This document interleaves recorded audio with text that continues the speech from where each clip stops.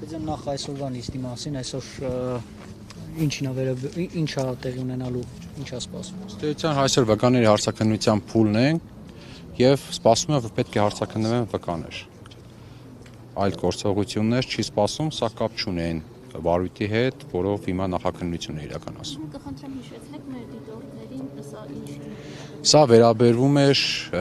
այն դրվագներին, որոնք իբր թե Վարդան Ղուկասյանին մեղսագրվում են նախ քաղաքապետ եղած նախկին ժամանակաշրջանի հետ կապված, այդ հողերի վաճառք,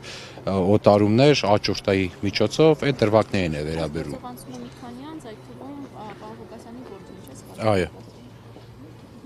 Պարոն Հայրապետյան, տեղեկություններ կային, որ Վարդան Ղուկասյանի առողջական վիճակն էր վատացել, նա հիվանդանոցը նույնիսկ տեղափոխվել, հիմա ինչ վիճակ է կներկայացնում։ Այդ առումով որևէ փոփոխություն չկա, կրկին արհեստական ձևական պահանջներով ըստ էության խոչընդոտում են ոչ միայն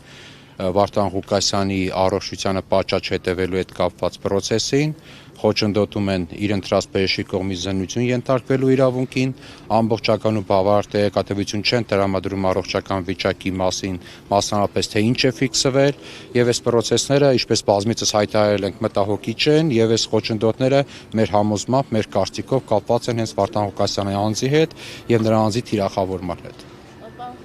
Պարոն Հայրապետյան, վերջերս Վարդան Ղուկասյանին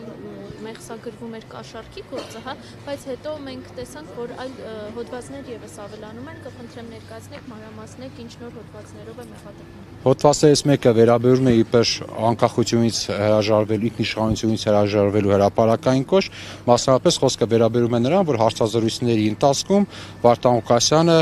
կարծիք է հայտնել, որ արժի միանալ միօտենական պետությանը, շեշտելով, պահպանելով Հայաստանի Հանրապետության անկախությանը։ Նույն կերպ, ինչպես շատ անձիկ ցանկանում են, որ Հայաստանը միանա Եվրամիությանը, մի մասը BRICS-ին եւ այլն եւ այլն։ Բայց այս բոլոր կարծիքների մեջ, քանի որ հենց Վարդան Ղուկասյանն այդ կարծիքը հայտնել, աբսուրդային մեղադրանք առաջադրեցին, որպեսզի այդ կերպ Վարդան Ղուկասյանը հրապարակային կոչ արել ինքնիշխանությունից հրաժարվելու։ Այս մեղադրանքը առհասարակ խոսում է ամեն ինչի մասին։ Այս մեղադրանքը խոսում է այն մասին, որ այստեղ խնդիրը ամենևին որևէ իրավական բնույթի վարկագծին չի վերաբերվում, այլ խոսքը վերաբերում է կոնկրետ Վարդան Ղուկասյանին եւ Վարդան Ղուկասյանին ամեն անօրինական միջոցներով ճնշելուն։ Բողոքներ եք ներկայացրել, չէ՞, դատախազություն, արդարադատության նախարարություն, որևէ արձագանք եղավ եւ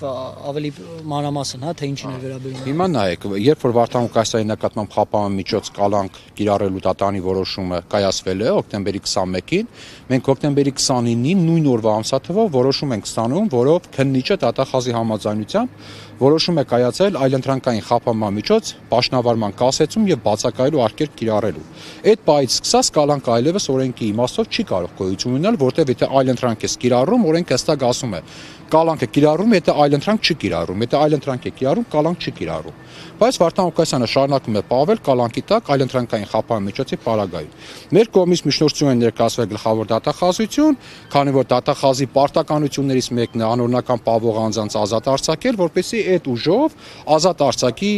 Վարդան Ղուկասյանին։ Մինչ օրս ներկայացվել հոկտեմբերի 30-ին, արդեն 19 օր շուրջ որևէ արձագանք չկա այն դեպքում, երբ առնվազն եթե բողոք է դիտարկել 7 օրյա ժամկետով պետք է մեծ պատասխան տար։ Սա կարող ունենալ երկու պատճառ, կամ դատախազությունը այնքան է վստահ, որ Ղուկասյանի գործով ցանկացած ապօրինություն մարսվելու է, որ չի պատասխանում, կամ ուղղակի փաստարկ չունի մեզ պատասխանելու։